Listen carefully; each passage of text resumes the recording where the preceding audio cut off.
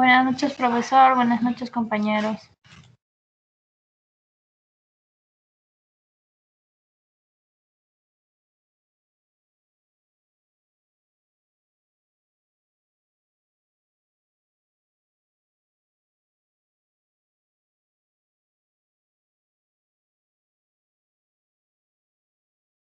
Buenas noches. Un segundo, estoy cargando, por favor.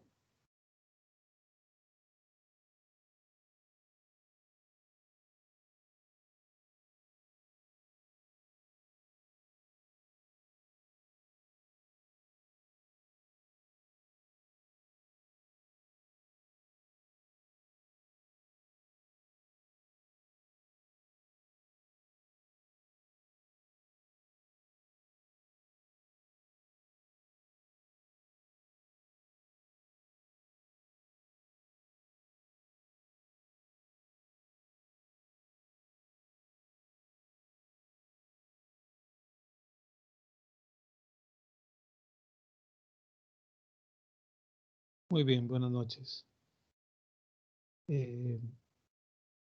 A ver, tenemos 8 alumnos en presencia. En primer lugar, ya saben ustedes que tienen que encender sus cámaras. Por favor, no tengo que estar insistiendo cada día esto. Deben estar con sus cámaras encendidas. Y mientras van encendiendo sus cámaras, les quiero comentar algo. Observo que me pasa en todas las clases. Veo que hay un alumno, muy pocos alumnos, que son muy corteses, que entran a su aula y saludan, ¿ya? Pero lo que observo yo es que nadie le responde el saludo. O sea, si no le respondo yo, esa pobre persona que es cortés, y pasa en todas las aulas, ¿no? Sencillamente queda como ignorada, ¿ya? Eso como compañeros de una clase, como psicólogos, como adultos, ¿ya? Eh, deja mucho que desear, ¿ya? No le responden el saludo a su compañera, ¿ya? Y eso es malcreer también, eso es malcreer, ¿ya? Entonces no sé qué está pasando con ustedes, que no se comunican entre ustedes, eh, no encienden cámaras, no se quieren mostrar, no responden saludos. Cuando el profesor les pregunta si ustedes entienden o no entienden, también se quedan callados. Todo eso nos va a decir el psicólogo que vamos a hacer, ¿ya? Aunque no lo crean, eso es verdad. O sea, el psicólogo se va viendo, el buen psicólogo se va viendo desde la universidad. No se ve cuando le entregan su cartón. Se va viendo cómo va formando hábitos, cómo va formando su personalidad, cómo va formando su forma de ser, ¿no? Su temperamento, sus reacciones, su conducta. Desde la universidad se ve, se lo digo, ¿ya? Yo he estudiado con muchos compañeros, mi promoción ha sido muy grande, pero hoy día ejercemos muy pocos, muy pocos, muy pocos, ¿ya? Será pues un 10% de toda la promoción, ¿ya?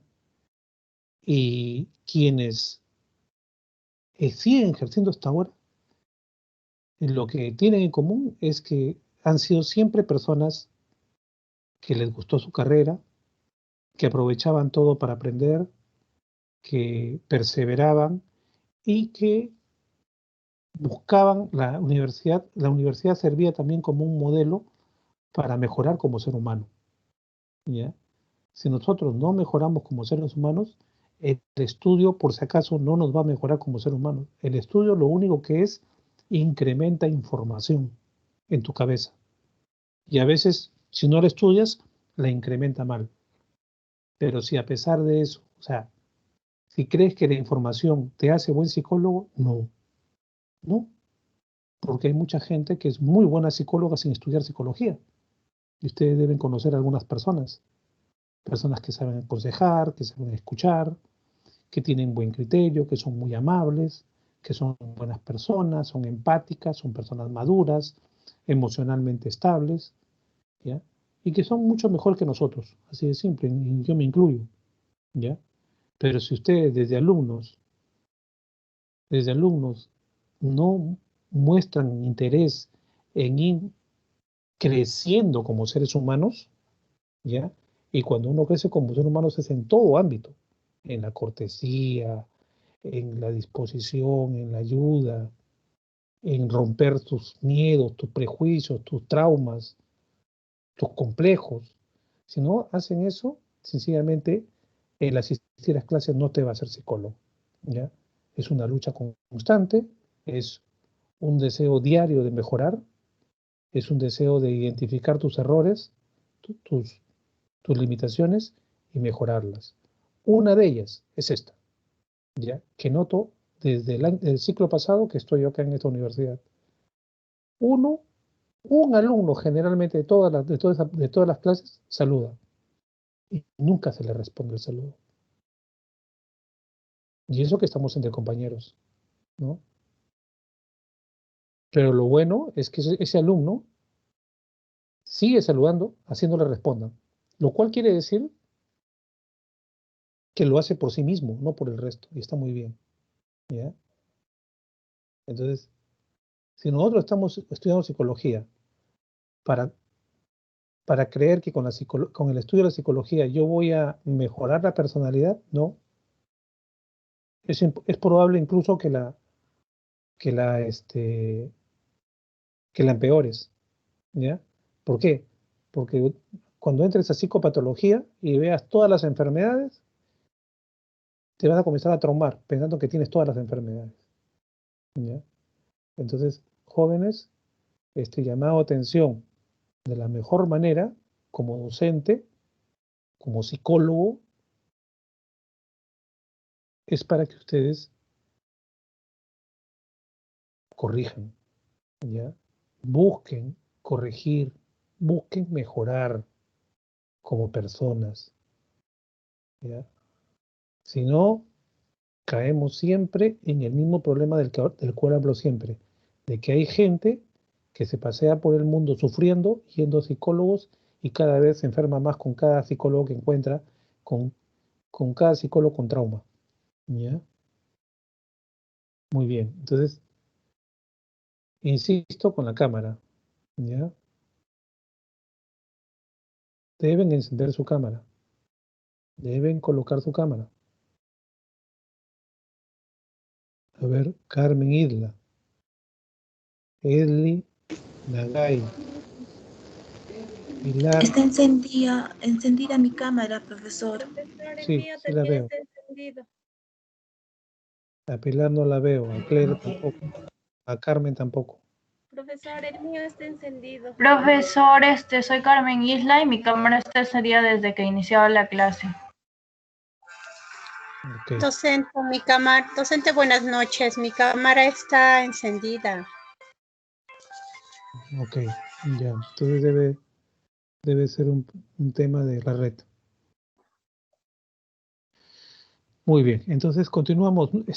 Hemos estado hablando el día lunes de la entrevista clínica. La entrevista clínica es aquella entrevista que pretende levantar toda la información que nos permita entender la problemática clínica, la problemática psicológica de de nuestro entrevistado, ¿no? Y lo que busca es finalmente tener un diagnóstico, ¿no? Pero el diagnóstico no es la parte final de la entrevista clínica, porque la entrevista clínica busca obtener un buen diagnóstico y a partir de ese buen diagnóstico empezar la entrevista terapéutica o la entrevista psicoterapéutica, que es la entrevista de transformación, ¿no? Que ya vamos a verla más adelante, ¿no? Y hemos estado hablando de las áreas de exploración, ¿ya? Y como cada área es importantísimo. ¿Por qué? Porque la gente no solamente viene por un problema, sino que a veces ese problema tiene una causa en una etapa de su vida. Y muchas veces te das cuenta de que analizando las etapas de su vida, los roles, los aspectos de su vida, te vas a dar cuenta que hay otros problemas, ¿no? Siempre, eso se llama comorbilidad, ¿ya? Y por eso es importante que nosotros exploremos con, de una manera, nosotros somos una especie de exploradores, que estamos con una linterna mirando en la parte interna del entrevistado, ¿no? Mientras está hablando, nosotros estamos viendo algunas cosas que esa persona nos está mostrando, pero nosotros a veces nos detenemos con que nos está mostrando algo y aparentemente detrás de ese algo que nos está mostrando hay más información, ¿no? Y la idea es que nosotros hagamos una entrevista secuencial, ¿no? ¿Qué pasó en la niñez? ¿Qué pasó en el parto, la niñez, en el etapa escolar, luego en la pubertad, adolescencia?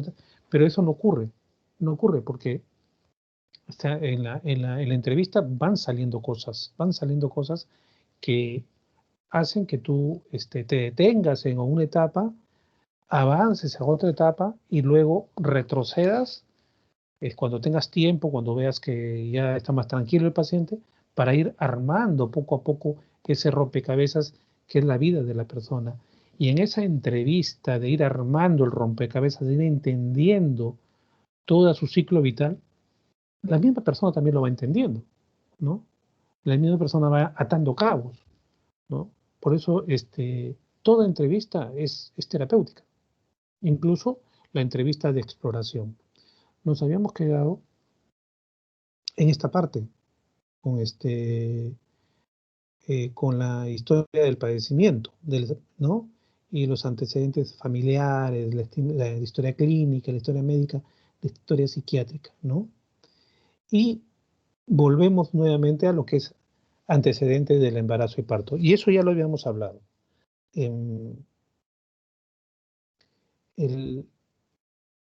Algunos psicólogos, algunas escuelas, no les interesa para nada el embarazo ni el parto. No les interesa. Por ejemplo, los cognitivos y los psicoanalistas, perdón, y los conductistas. No les interesa porque ellos lo que hacen es trabajar sobre la conducta actual, ¿no? Sobre los modelos de pensamiento actual. Y lo que tratan de transformar es eso, ¿no? Pero los modelos humanistas y los modelos psicoanalistas buscan antecedentes del trauma, buscan la raíz, ¿no? Es algo así como que tú estás en el campo o en tu jardín y siempre lo podas, pero siempre ves que está creciendo mala hierba, ¿no? Una cosa es cortar la mala hierba, sacarla, arrancarla, y otra cosa es remover toda la tierra y sacar todo lo que son raíces, ¿no? Desde las raíces, ¿no? Eso es lo que hacen normalmente los buenos jardineros, ¿no? Remueven toda la tierra, la palana o pico, todo, y van removiendo, y al removerla ya después comienzan a sacar todo lo que son pedazos de la hierba con sus raíces, ¿no? Por eso es importante de repente que no plante nada a una persona hasta que tenga limpia la tierra, ¿no? Eso es lo que hace un psicólogo. Un psicólogo remueve la tierra, remueve la psiquis de la persona, ¿ya? Para no solamente analizar el síntoma, sino ver la causa, la raíz del síntoma. Y comienza a explorar dónde nació la primera raíz, ¿ya? Y las raíces son tipo experiencias, ¿ya? Experiencias buenas, experiencias malas, que se fijan en la persona y se quedan como una especie de cuerpo extraño ahí, no se han trabajado, o sea, no, toda experiencia debe trabajarse y luego en la memoria se codifica y se guarda, cuando es una experiencia sana. Cuando es una experiencia traumática que no se ha resuelto, esa experiencia no se guarda en la memoria, sino que queda en alguna parte de la psiquis allí. Y la psiquis es igual que el cuerpo humano. O sea, tú no puedes tener ningún cuerpo extraño, por más que sea propio tuyo, ¿no? Dentro de tu cuerpo. O sea, yo no te podría sacar, por ejemplo, un dedo y ponerlo dentro de tu estómago y dejarlo ahí. O sea, no pasa nada porque es mi dedo. No, no, no. O sea, es tu dedo, pero no debe estar ahí. Es un cuerpo extraño. Entonces, ¿qué hace el organismo? El organismo comienza a trabajar, a esforzarse totalmente para aislar ese dedo, lo cubre o lo expulsa, o lo trata de expulsar, pero en ese juego fisiológico de tratar de proteger a tu cuerpo, envía leucocitos, envía bacterias, envía una serie de cosas para proteger y para que ese dedo no se pudra, no se malogre y no afecte a todo el organismo. Entonces lo trata de combatir, ¿ya?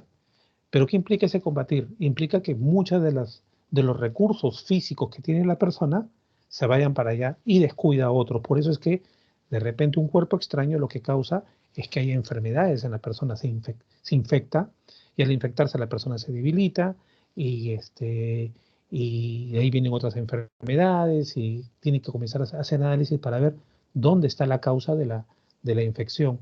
Entonces al médico no le interesa la fiebre, lo que interesa es dónde está la causa. Y si tiene que haber un cuerpo extraño, un tumor, algo, operar para sacar ese cuerpo extraño y luego un proceso de recuperación. El psicólogo hace exactamente lo mismo, ¿ya? Intenta identificar cuerpos psicológicos extraños, que son experiencias, ¿ya?, que están afectando, que están distrayendo las capacidades psíquicas de la persona y que están impidiendo que crezca, que evolucione, que madure emocionalmente, ¿ya? Porque es como una traba al crecimiento, ¿ya? Y si son varias experiencias traumáticas, mucho peor todavía. Entonces, el psicólogo lo que tiene que hacer es sacar cada una de esas experiencias que están ahí escondidas y envueltas. El inconsciente los ha envuelto, los ha empaquetado. Es como si hubiera una ollita ahí, lo hubiera tapado y lo hubiera amarrado y lo estuviera guardado ahí, pero para que no aflore, lo tiene reprimido. Y eso implica mucho desgaste de energía. Que el paciente no recuerda. ¿Perdón? No te entiendo bien. Cuando el paciente no recuerda. Cuando el paciente no recuerda, ya les dije en la clase anterior, ¿no? El olvido, para algunos psicólogos, es un mecanismo de defensa también de nuestra mente, ¿no? O sea, lo olvida es porque lo ha reprimido, ¿ya?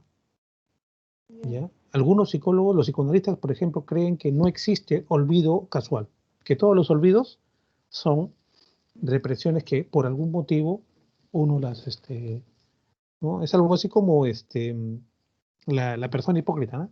La persona hipócrita hace algo y tú le dices, ¿tú has hecho esto? Ah, no, no lo he hecho. Te dice, no me acuerdo, ¿no? Entonces, es un mecanismo de defensa, ¿no? Pero la mente es compleja, pues hay olvidos también que pueden ser normales, ¿no? Pero hay traumas que están ahí, fastidiando. Hay otros que están tan reprimidos, tan guardados, que esos causan más daño, son los que causan más daño precisamente. Entonces el trabajo del psicólogo es, uno, sacarlos en una situación terapéutica. Recuerden que el médico, para abrir el cuerpo de una persona para operarla, lo que tiene que hacer es una sala de operaciones aséptica. ¿Qué significa aséptica? Significa impecable, que no debe haber un virus, ¿ya? Ustedes deben haber escuchado de los virus intrahospitalarios, de gente que se contagia de un virus que nunca más ¿por qué? Porque en la sala de operaciones o en la sala donde estaba, en la sala donde estaban viviendo la persona, estaba ese virus, no lo habían limpiado bien, cubierto bien esas áreas, más aún en hora de operación. Un área de operación tiene que ser, pero impecable, por eso se cubren todo, ya todo es limpio, todo, es un trabajo de limpieza especial, ¿ya? El psicólogo igual, ¿ya? Antes de sacar y trabajar un trauma, una idea complicada, un problema, tú debes crear las condiciones para que el paciente sienta que el recordar eso en esta circunstancia, en la circunstancia terapéutica, no le va a hacer daño, ¿ya? ¿Por qué? Porque está frente a una persona adecuada, esta persona está frente a un experto, está frente a no solamente un experto con conocimiento, sino además un experto porque es un ser humano que ha evolucionado. Y ahí viene todo lo que le digo desde el principio, ¿no? Que tú tienes que mejorar como persona, ¿no? Porque no se trata solamente de estudiar para operar, ¿no? O sea, tú tienes que crear las condiciones psicológicas, o sea, darle la confianza a la persona. Esa persona debe sentir que está frente a un ser humano bueno, un ser humano que no se va a aprovechar de eso, de su problema, de un ser humano honesto, de un ser humano libre de prejuicios, de complejos, que se le nota en su mirada que es una persona madura, ¿no? Que ha superado todos sus problemas, o por lo menos la mayor cantidad de sus problemas, que los ha trabajado, ¿no? Entonces, cuando él observa eso, él considera que la sala de operaciones está en condiciones de poder abrirse psicológicamente y mostrar su dolor, sus heridas, ¿no? Mientras tanto no lo va a hacer, ¿no? Y discúlpenme, chicos, pero yo insisto esto, ¿no? Si ustedes siguen y no aprenden a mejorar, a hacer, crecer como personas, ¿ya? A identificar sus errores, reconocerlos y eliminarlos, no van a poder lograr ese ambiente, ¿ya? Porque el ambiente se siente, ¿ya?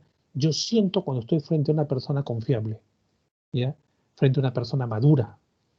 Yo lo siento, lo presiento, ¿ya? Entonces, y ese es nuestro trabajo desde ahora, ¿no? Entonces, y ahí comenzamos a hablar ya de mi niñez, de lo que pasó en mi vida, de los dolores esos tan terribles que me están deprimiendo, que me están angustiando, que me hacen sufrir, ¿no? Entonces, por eso muchas veces no lo vas a encontrar en en alguna etapa de la vida, sino de repente en el embarazo, ¿ya? Y es bueno levantar información sobre el embarazo, ¿ya? Por ejemplo, ahí te dice, ¿no? Debes encargar esta información para que el entrevistado lo consiga, ¿no? Con su madre, con un familiar, ¿no? Eh, Dice, edad, por ejemplo, la edad en la que la madre se embarazó. Es muy importante. Porque si es una persona inmadura, no ha querido ese bebé, el niño va a recibir ciertas emociones negativas que lo van a probablemente condicionar para su personalidad en el futuro, ¿no? Condiciones de salud de la madre durante el embarazo, muy importante.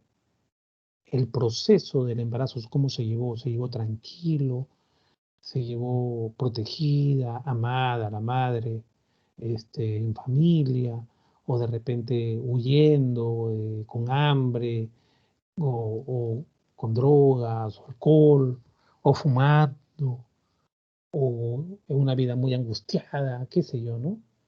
Importante también es el parto, ¿ya? Claro, profesor, buenas noches. O sea, Sí, es muy importante, ¿no? Desde el embarazo llevar, ¿no? Una vida saludable porque el bebé también siente desde el momento que es concebido. Entonces, por eso es también, si una persona, una madre embarazada sufre, pasa discusiones, no tiene, no tiene una buena comunicación con el papá, entonces el niño ya nace con todas esas etapas, porque el embarazo es muy importante en una madre, porque debe llevar a una vida saludable, ¿no? Saludable, saludable física y anímicamente, psicológicamente. exactamente, ¿no? Entonces es por eso es que hay niños súper, ¿no? La autoestima desde que nace de ese niño está bien formado, porque hay niños que nacen y ya, o sea, no se sienten ni queridos ellos mismos, ¿no? En cambio, cuando una madre ha recibido el apoyo de la pareja, es muy importante para ese niño, se siente amado. Y ellos ya saben, ¿no? Ya saben desde el momento de que nacen, se sienten amados, protegidos, que le han recibido con buenas vibras, como dicen, ¿no? En su hogar. Efectivamente. Y nosotros los psicólogos, cuando trabajemos en una clínica, un hospital y nos toque apoyar, por ejemplo, el área de obstetricia, ginecología, o sea, lo que tenemos que es trabajar con las embarazadas, todo eso, ¿no? Que a pesar de la situación que puedan estar viviendo, deben cuidar su estado psicológico porque van a transmitir eso a sus hijos, ¿no? Y eso muchas veces te marca para toda la vida, ¿ya? Te marca para toda la vida. Debemos nosotros tener muy en cuenta y levantar esa información para saber qué pasó en el embarazo, ¿ya? Como dice su compañera, hay chicos que no sabemos qué tienen, pero puede ser un problema de embarazo, ¿no? Hay que levantar bastante información. Ahí también dice el parto. ¿Es importante el parto? Sí, el parto es muy importante. Aún no sabemos cuán importante es el parto, ¿ah? ¿Ya? Pero si nos atenemos a lo natural, el parto debe ser natural, no debe ser con cesárea. Ahora en Lima, por lo menos en las capitales, para los médicos es muy fácil cortar y sacar al bebé, ¿no? Y lo hacen también porque cobran más el parto con cesárea, ¿no? Pero en realidad la madre debería hacer lo posible por dar un parto natural, porque así fue siempre, así fue estructurada el cuerpo de la mujer, ¿no? Para dar un parto normal, salvo pues que haya complicaciones, ¿no? Pero el hecho de que haya un parto natural y haya una cesárea, o sea, un nacimiento artificial, puede tener algún efecto psicológico que aún no estamos midiendo, pero yo particularmente creo que sí, porque yo me tengo mucho a lo natural. O sea, no hay nada mejor que todo se desarrolle de manera natural, ¿no? Y, por ejemplo, ahí dice forceps, dice en la última parte. Forceps es que hace mucho tiempo, cuando el niño no salía, la madre pujaba y no salía, habían unos aparatos que eran como una especie de cucharas que agarraban la cabeza del niño cuando aparecía y desde ahí lo jalaban. Pero esos forceps muchas veces apretaban tanto la cabecita de ese recién nacido, ¿ya? Recuerden ustedes que no es hueso, cuando ellos nacen no tienen hueso, su cráneo es como cartílago, ¿no? La apretaban que le causaban daño, muchos daños en lesiones en el cerebro en recién nacidos son causados por los forceps, ¿ya? Eso era antes de que se inventara la cesárea, ¿no? Entonces, mucho retardo mental, muchos problemas por ese tipo de parto, ¿no? Entonces, por eso le digo, no hay nada como el parto natural, ¿no? Hacer un esfuerzo por el parto natural, que psicológicamente un niño va a ser más sano a la medida en que su parto sea más natural, ¿no? Aún no existen investigaciones de cuáles son el efecto psicológico de una cesárea, por ejemplo, en la personalidad futura de un niño, ¿no? Muy bien. Luego viene la historia postnatal, o sea, después del parto, ¿no? Hay que evaluar el desarrollo de ese niño, ¿no? Si fue, por ejemplo, cubriendo sus etapas de aprendizaje. Según ustedes ya deben tener psicología del desarrollo. En psicología del desarrollo van a ver qué funciones psicomotrices debe ir desarrollando de acuerdo a sus etapas de desarrollo, a los meses que tiene un niño, ¿no? Entonces, ir midiendo si es su desarrollo normal, ¿no? O se retrasa, por ejemplo, en el habla, en el caminar, en los movimientos, ¿no? En los reflejos, ¿no? Los patrones de sueño son muy importantes, por ejemplo, la alimentación, ¿cómo no? Tienes que averiguar qué tipo de alimentación, ¿no? A mí siempre me da gusto que cuando escucho a las mamás de la sierra, caramba, qué alimentación que le daban a sus hijos antes, ¿no? Natural, ¿no? Y salían chicos fuertes, ¿no? Antes el cholo fuerte era porque su mamá le daba, ¿qué? Le daba la leche, le da leche de ahí, pero también le daba otras cosas, ¿no? Mucha leche de mama, ¿no? Y la lactancia, como le dije, ¿no? ¿Qué tipo de lactancia? Ahora en Lima, por el trabajo, las madres no le dan leche o le dan leche de tarro. Algunas sacan su leche, la guardan en el frigider y después se la dan, ¿no? Y quién sabe si eso, el no recibirla directamente, se afecta a los contenidos nutrientes, ¿no? El destete, cuánto se dio, si se dio en el momento adecuado, ¿no? El cuidado que tuvo el niño, miren cuánta información es importante ir levantando, porque desde ahí pueden haber ya algunos indicativos de lo que hoy día ocurre. Por ejemplo, en Estados Unidos se analizan las historias clínicas de los asesinos en serie, ¿no? Y encuentran que desde el embarazo muchas veces y toda su etapa postnatal han habido hechos que han ido trastocando su funcionamiento psicológico, ¿no? Luego viene la edad preescolar, ¿no? Antes de ir al colegio formal, ¿no? ¿Con quién la vivió? De repente no solo estaba el padre, estaba solamente la madre, y la madre trabajando, a veces la encargaban, o la cuidaba una nana, o ni siquiera ni papá ni la mamá crió ese bebé, ¿no? A veces el mismo hecho de que hayan solamente mujeres o solamente hombres en un hogar también tiene sus impactos en la formación psicológica del niño, ¿no? Por eso para mí es, como psicólogo, me da mucha tristeza cuando se habla de que es normal que un matrimonio homosexual adopte niños, que eso no va a tener efecto psicológico, ¿no?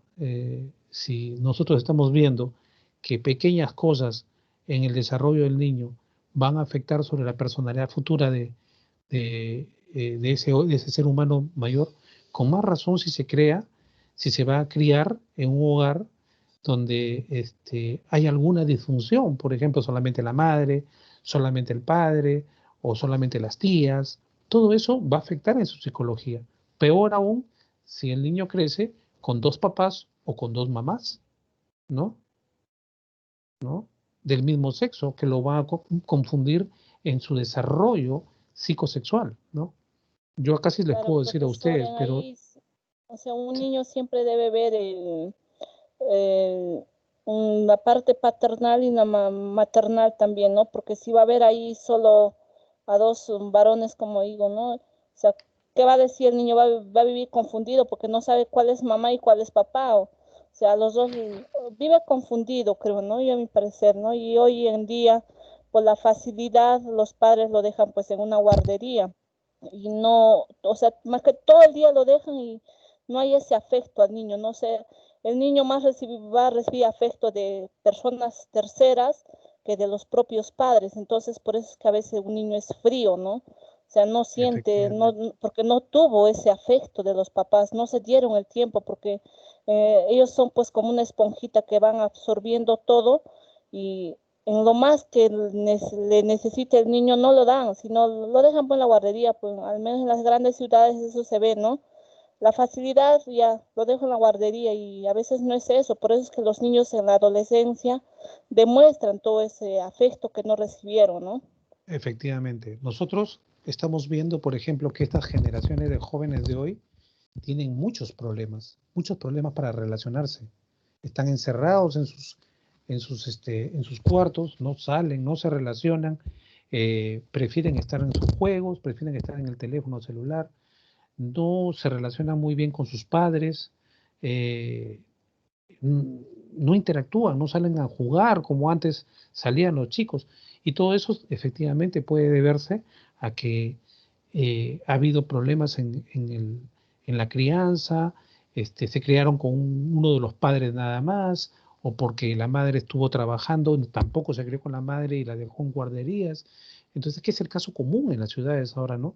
Entonces, eso lo estamos padeciendo ahora, ¿no? Estos chicos de ahora es muy difícil, son muy difíciles porque casi no hablan con su familia, ¿no? A veces se llevan su comida a su cuarto, están todo el día metidos en su cuarto, ¿no? Y cuánto más puede afectar que crezcan con dos papás o dos mamás, ¿no? Eso puede trastocarle totalmente su evolución psicosexual, ¿no? Es necesaria, eso se lo digo absolutamente, que el ser humano, para que crezca estable, sano psicológicamente, debe tener la figura paterna y la figura materna, ¿ya? Ambos con sus características. No que haga uno de mamá y otro de papá. No, no, no. Que sea el papá y la mamá. ¿Por qué? Porque el hombre tiene, no es que sea mejor ni peor que la mujer, tiene unas características psicológicas que, complementadas con las características psicológicas de la mujer, de la mamá, ese niño, eso va a darle unidad, va a formarlo en una sola unidad ese niño. Pero si yo voy a tener dos hombres que tienen características psicológicas de hombres, que uno quiere ser mujer, por ejemplo, no quiero hablar mal de ellos, porque no tengo nada contra el homosexual. El homosexual hay que aceptarlo, ¿no? Es parte de la vida, ¿no? Pero de ahí a que quieran, por capricho, por deseo, por gusto, o sea, malograrle la vida a un niño, ¿ya? Y criarlo porque para ellos es su sueño de matrimonio, sin entender que esas cosas van a tener una repercusión psicológica posterior en la vida para siempre de esa persona, o sea, y que psicólogos no estemos diciendo nada al respecto, eso para mí es gravísimo, ¿ya? Reitero, no es porque tenga nada contra la persona, los homosexuales son parte del mundo, son parte de nuestra vida, debemos mirarlos en condiciones de igualdad, no debe haber rechazo, condeno absolutamente la discriminación y el rechazo, ¿ya? Esa es su condición y por alguna razón están así, que hasta ahora no se sabe científicamente por qué son así, pero de ahí a querer criar un bebé en un matrimonio artificial, ¿no? Puede traer graves consecuencias. Reitero, si ya con la falta del padre, o porque lo criaron las tías, o la falta de la madre, o criado en una guardería con otro tipo de personas, eso ya transforma la psicología de la persona, más aún si es criado por dos personas del mismo sexo que se besan, que duermen juntos, que él ve que pasa, ¿no? O sea, probablemente para él ese niño crezca pensando que eso es normal, pero siempre lo va a ver afuera, que en la calle el resto no es igual, ¿no? Y eso le va a generar un conflicto que en psicología se llama disonancia cognitiva, que muchas veces no se resuelve. ¿De acuerdo?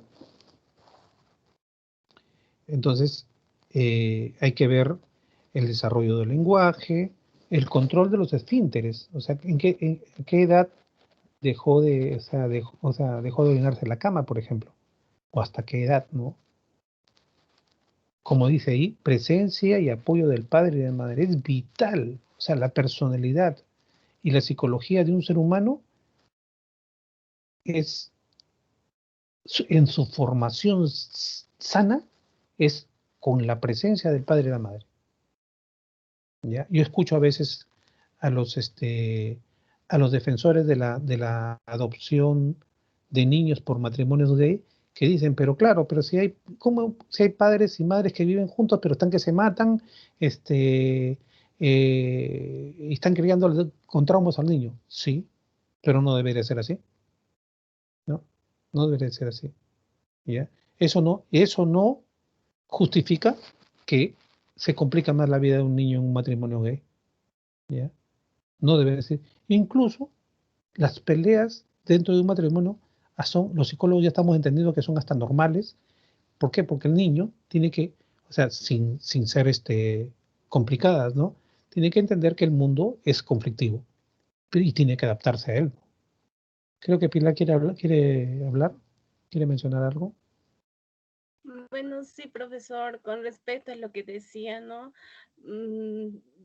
Vivimos actualmente, o vemos parejas a las cuales han criado a sus hijos dentro de violencia, dentro de maltrato psicológico, y para ellos es normal, ya que sus hijos, de los que han criado a sus hijos, los siguen criando así y creen ellos creen que es algo normal, es parte de la vida y que su comportamiento que ellos tienen es normal. Entonces Sí, ellos, los niños que siguen naciendo, ellos siguen pensando que van a seguir creciendo con ese pensamiento y su personalidad no es buena porque son violentos, de repente se van por otro camino, ¿no? efectivamente. Es verdad. O sea, la violencia a veces se va repitiendo de generación en generación. Y lo peor es que a veces hombres y mujeres buscan parejas similares a sus padres y repiten la misma historia de violencia, ¿no? Eh, a veces no quieren estar en la violencia, pero la repiten inconscientemente porque buscan personas con características similares, ¿no? Esa es una búsqueda inconsciente. Todo porque en la etapa de la niñez han ido instalando ese tipo de cosas padres inmaduros, pues, ¿no? Es la verdad, padres inmaduros. Por eso insisto en que el psicólogo debe buscar la madurez para poder entender mejor esto y no solamente aconsejarlo por conocimiento, sino por vivencia, ¿no? Eh, hay que seguir explorando también allí eh, qué acontecimientos complejos van apareciendo en la vida del niño que podrían luego configurarse como un problema, ¿no? Dificultades financieras, limitaciones en el colegio, qué hicieron para afrontarlo, ¿no? Luego la segunda infancia, ¿no? Ya el ingreso al sistema escolar, ¿no? A la primaria, cómo se relacionó con sus maestros, con sus compañeros, ¿no? Explorar, conversar con él para ver todo lo que recuerda, cómo se sentía, cómo interactuaba, cómo eran sus actitudes, qué hacía en el recreo, ¿no? A qué edad ingresó, qué notas tenía, qué afecto predominaba en esa época, si hubo accidentes, enfermedades en esa época que lo marcaron, ¿no? Luego hablamos de la pubertad, ¿no? La pubertad es el inicio de la educación secundaria, cómo entró, cómo le afectó, cómo se adecuó, ¿no? Si tiene facilidad de adaptación, si se complicó, ¿no? Las calificaciones, su vida social, ahí comienzan los enamorados, ¿no? Los pequeños traumas, ¿no? La vida sentimental y sexual. Hay mucha gente inicia su vida sexual en esas edades, ¿no? Reacción a cambios físicos, cómo reaccionar a los cambios físicos de su cuerpo, ¿no? Y a los cambios sociales, ¿no? ¿Qué acontecimientos traumáticos hubo en ese momento? ¿Cómo estaba su núcleo familiar, ¿no? ¿Cómo eran sus amigos? ¿Qué tipo de amigos tenía? De amistades, ¿no? Y qué hacía con los amigos, es muy importante. Igual, la adolescencia, la vida académica, la secundaria, ¿no? Eh, los cambios de la adolescencia, o sea, ya el egreso de quinto año secundaria, su vida, ahí es terrible, los chicos se transforman totalmente, si no tienen una buena familia, buenos padres estables, inteligentes, maduros, se, sencillamente se pierden, ¿no? Comienzan las complicaciones con los padres, las peleas, algunos se van de la casa, se vuelven resentidos, ¿no? Entonces la vida familiar es muy importante porque repercute en la vida social. La vida sentimental y sexual también en esa época de la adolescencia comienza a ser muy activa y eso puede desvirtuar la vida de una persona, ¿no? Muchos de los problemas sexuales que yo he visto es porque en la adolescencia hubieron desajustes, ¿no? Que algunos implicaban de niño, ¿no? ¿Qué hobbies practicaba? ¿Qué deportes? Es muy importante, ¿no? Eso te dice mucho, ¿no?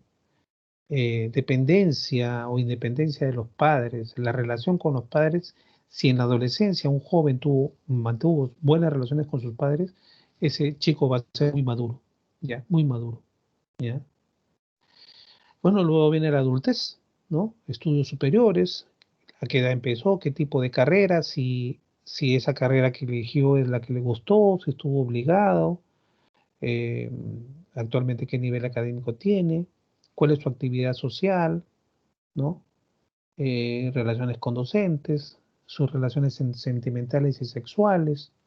Ahí hay mucho por escarbar y mucho que te sale, ¿eh?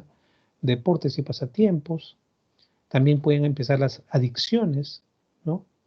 El tipo de vida que lleva, una vida ordenada, una vida desordenada, cuál es su estilo de alimentación, por ejemplo, ¿no? Hay muchos chicos que hoy día están totalmente desordenados, totalmente, en el sueño, en la alimentación, en su vestimenta, están abandonados y los padres los dejan. Si tiene planes o no tiene planes, o la continuidad académica, historia laboral, la vida de pareja, enfermedades, accidentes, todo eso hay que explorarlo porque es importante que nosotros tengamos esa información, pero además tenemos que cruzarlo con otras observaciones, ¿no? Por ejemplo, el lenguaje no verbal. ¿Qué te está diciendo cuando está hablando? Las contradicciones o cambios de lo que está hablando, ¿no? ¿En qué temas causan impacto? ¿En qué temas te tienes que centrar? ¿No? Las reacciones que tú consideras inapropiadas, eso hay que tenerlo en cuenta para ver posteriormente si vuelven a aparecer y a indagar un poco sobre eso. Sentimientos que despierten el entrevistador, o sea, ¿qué sentimientos despierta en mí esta persona? A veces me identifico demasiado, soy muy indiferente o lo rechazo, ¿ya? A veces hay cosas de esa persona que no me gustan y me da ganas de decirle no hagas eso y eso no está bien, ¿no? O sea, no hay que respetarlo, ¿no? Actitud del entrevistador, puntualidad, inasistencias, actitud ante la terapia, ¿no? Si esta persona acude a sus terapias, a veces hay gente que es muy abandonada, que tienes que llamarla, o te dice yo lo llamo y nunca te llama. Entonces, son muy dejados, ¿no? Su aspecto general, trastornos de la percepción, su entendimiento, inteligencia, su juicio, su madurez, su conducta adaptada, su conducta extraña, ¿no? Cómo expresa sus afectos, los expresa bien, o los expresa exagerados, o de repente muy inhibidos, ¿no? Su actividad psicológica en líneas generales, ¿ya? Acá les estoy dejando una actividad, ¿no? Dice, elige un caso clínico de la página 57 del libro de texto usado acá, que es en este clic, ¿ya? Y revísalo, es muy importante las lecturas que fortalezcan tu formación. No es suficiente lo que el profesor te dice, ¿ya? Revisa los archivos del modelo de historia clínica ubicados en este archivo también. Ya es importante que el psicólogo vaya aprendiendo a hacer una historia clínica en base a la entrevista clínica. Muy bien, y eso terminamos con las justas y en el tiempo adecuado. ¿Alguna pregunta? ¿Algún comentario? Sí, profesor, una consulta. Sí. ¿A consecuencia de qué o por qué pasa porque la depresión postparto, por qué se da? Ya, buena pregunta. La depresión postparto se da por varias razones. Nunca existe una sola razón, ¿ya? Hay razones fisiológicas y razones psicológicas. ¿De acuerdo? Las razones fisiológicas es que el cuerpo el embarazo y el parto han podido consumir mucho de los recursos hormonales de la persona, ¿ya? Entonces, eso hace que no tengan los neurotransmisores, las defensas adecuadas para resistir el impacto del parto, ¿ya?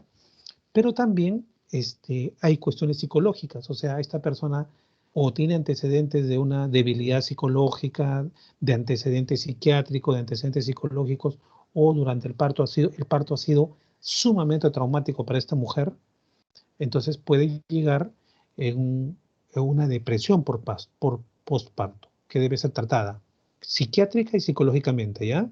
El psiquiatra tiene que darle una medicina a esa mujer para que recupere y controle su sistema sináptico cerebral, pero también tiene que tener un apoyo psicológico. Recordemos que hay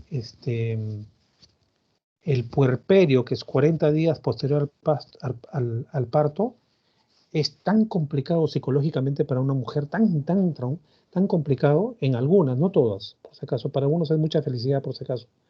Pero muy pocas, estadísticamente, están complicados psicológicamente por diversas cosas físicas o de historia psicológica, que hay madres que terminan matando a su bebé, ¿ya? Terminan matando a su bebé, y eso se llama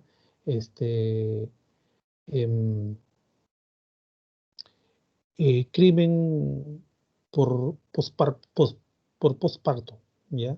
Que es inimputable ante la ley, o sea, la ley lo considera como algo que no es condenable. ¿Por qué? Porque a veces a una madre es que ni se acuerdan, ¿ya? Ni se acuerdan, ¿ya? Porque hubo, o sea, el parto significó un trauma tremendo para ella, ¿ya? Entonces, justamente yo estoy organizando una conferencia en la facultad, ¿no? Sobre parto y complicaciones psicológicas y psiquiátricas del parto. Efectivamente, ahí se ve todo eso, ¿ya? Pero siempre tiene que ver con cuestiones biológicas, ¿no? Biológicas y cuestiones psicológicas, ¿ya? Muy bien. Gracias, profesor. Muy bien, entonces eso sería todo, estimados alumnos, y ya nos veríamos la siguiente semana, ¿de acuerdo? Hasta la vista. Profesor, muchas gracias. Buenas